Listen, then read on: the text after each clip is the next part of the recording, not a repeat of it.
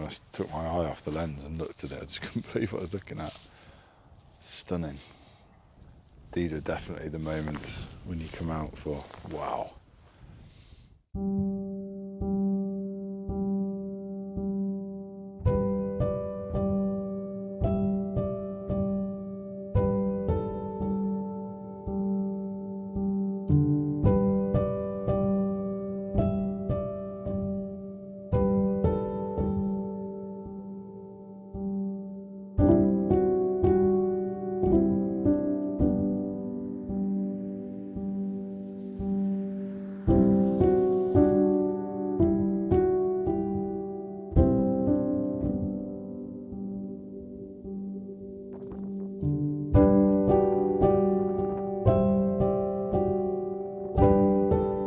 Well, good morning and welcome back to the channel again.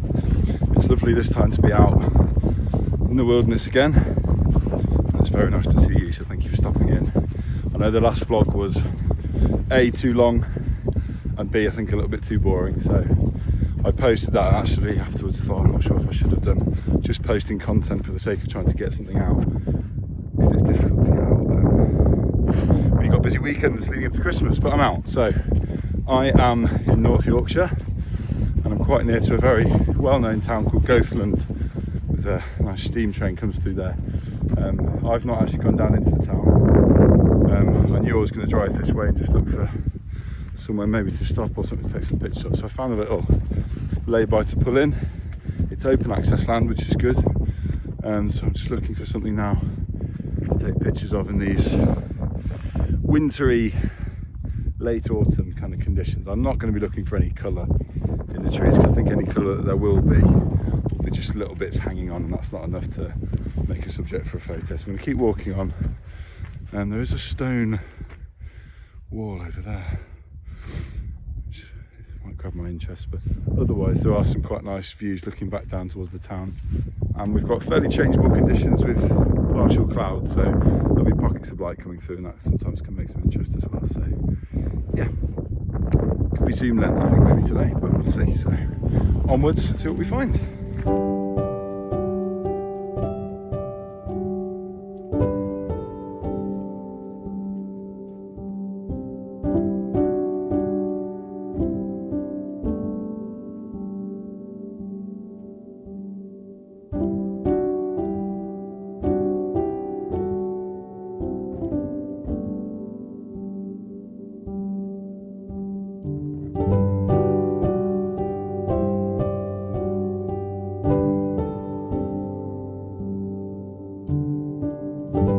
Okay, so as I've been walking along there, something's caught my eye, and it's just this little group of white or light coloured houses just off in the distance there. I think that's probably part of Goathland. I'm not quite sure, but what I like is that they stand out against the distance. You can probably just sort of see them.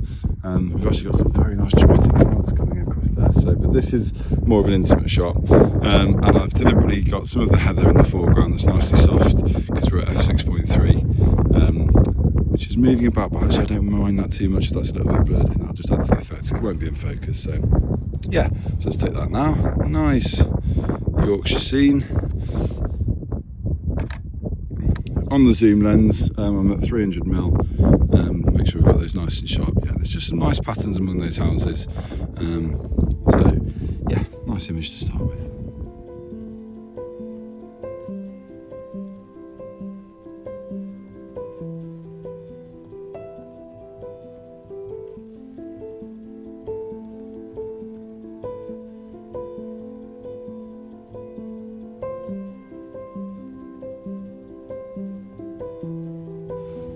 So I've come across a really lovely scene. Now when I looked at the map for this area, I did see this this body of water, this little tarn that you can just see is down behind me now.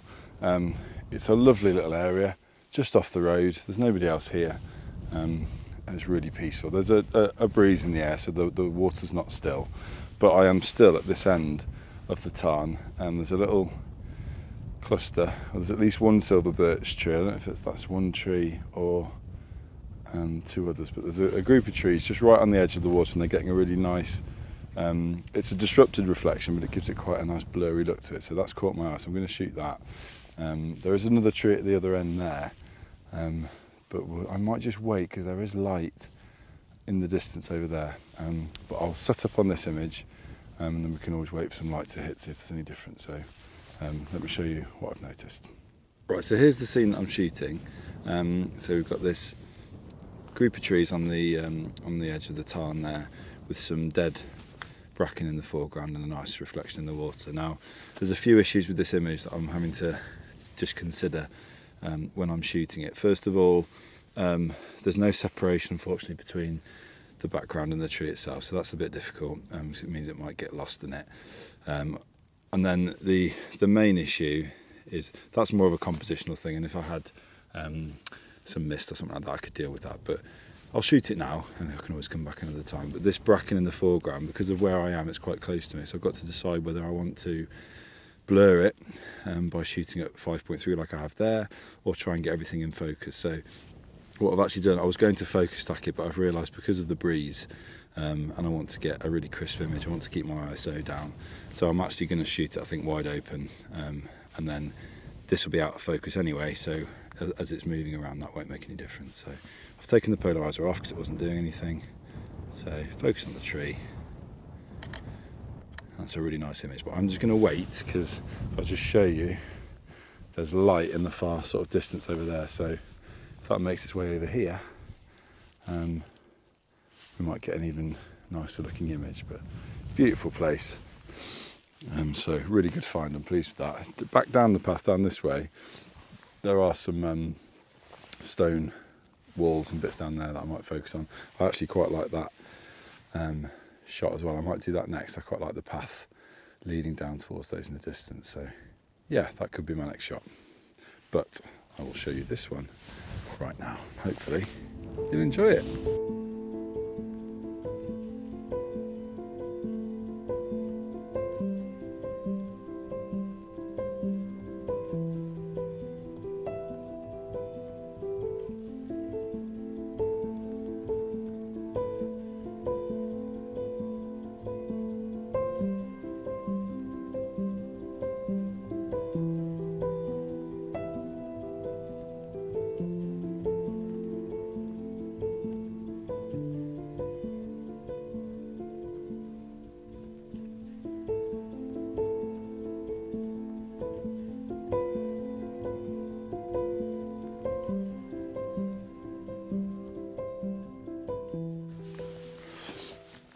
So, as stated, I've decided to shoot the image of this path that I've walked up. The rain's just starting to come down now. I'm not going to talk you through the composition because it's very straightforward. I've got the path leading into the frame from below, and it's taking the viewer right down into a little bit of stone wall and then off into the distance, with some fairly dramatic clouds above. It could probably do with something else, like some light on it, I would imagine, to get a bit of interest. But the colour in the sky is really interesting, and the sort of leading lines of the puddles along the pathway look nice. Then we've got some nice sort of copper-coloured bracken with the stone walls that are giving a nice sort of bluey tint, or bluey shade to the image.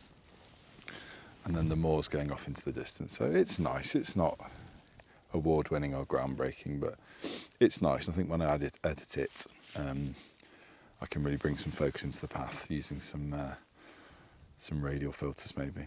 So anyway, I'll show you that image now, and then probably have a bit of a snack. So exciting! I'll show you next what I'm going to be munching on for my mid-walk snack. Stop talking, Ben, immediately, and take the shot.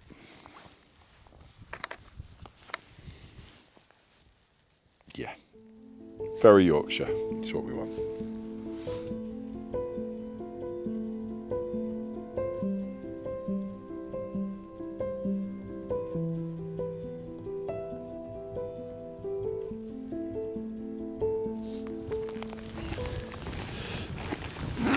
This weather's minging.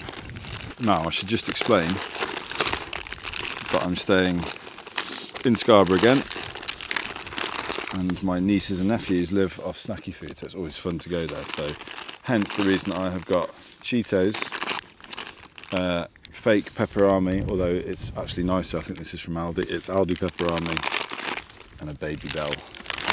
A salami and a baby bell. Somewhat continental. Oh yeah.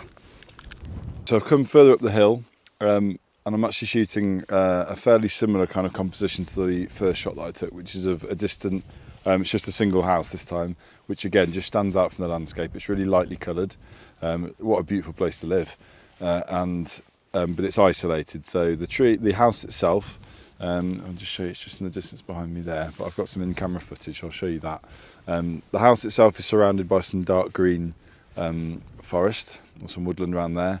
Then we've got very light sort of tan coloured grasses in the sort of mid-ground, and then in front of that there's some quite dark heather or heather that's now completely turned. So, and then in the distance behind it there's then more of a sort of coppery coloured bracken from the distance, and then fields and things going off into the distance there. So it's just quite a nice, another really nice Yorkshire image, and there's some quite nice light on it at the moment. Now what I can't decide is what focal length to shoot it at, so I'm shooting some completely zoomed in at 300, which just isolates the house with a little bit of the foreground but no sky, and then I've done some where you've got more of the more of the heather and the grasses in the foreground, but obviously the house then becomes a lot smaller in the frame, and we get some sky in there as well. So I'll have a look when we get back, because you want a nice balanced image.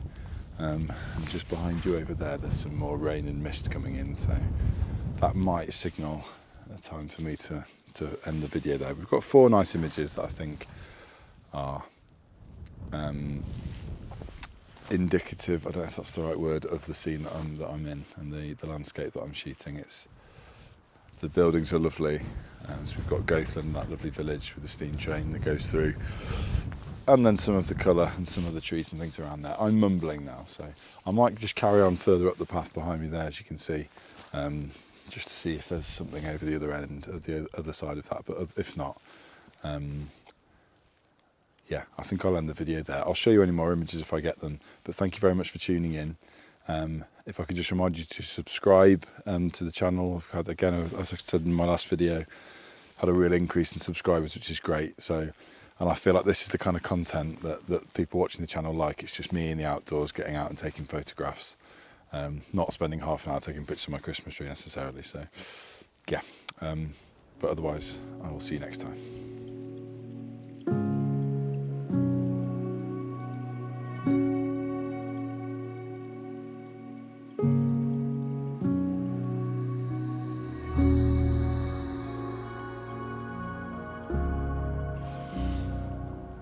Well, having ended the video, I've just wandered down the hill trying to get some shots of some steam trains coming in or something, but just look at these conditions. I've already taken earlier pictures, so I'm just taking a minute to video it, because there's no way I can capture this all on one shot. It's just I'm too close to it. But a full arching rainbow going from one house over on this side all the way across over to the other side. It's just amazing. And when you just stood in the middle looking up at this enormous arch, that is something special. These are definitely the moments when you come out for wow. So I've got a couple of shots, because I was taking a picture of that house anyway, because it's quite a nice colour of red, and there's a nice tree next to it with some nice yellow colour on it, and then just this rainbow appeared behind it, and then when I took my eye off the lens and looked at it, I just couldn't believe what I was looking at. Stunning. I don't think I've ever stood in front of a full archery rainbow before, so yeah, it's because the sun's obviously coming from that direction. Just amazing. I would love to try and capture it in a panoramic, but the light's actually quite harsh, so it won't look very nice apart from the rainbow, but just nice to stand and enjoy it. So yes, I do thank you if you stuck around to watch the end of the video, because this is definitely where the best photographs will be. So however many there are, I'll put them up now, but yeah, fantastic conditions.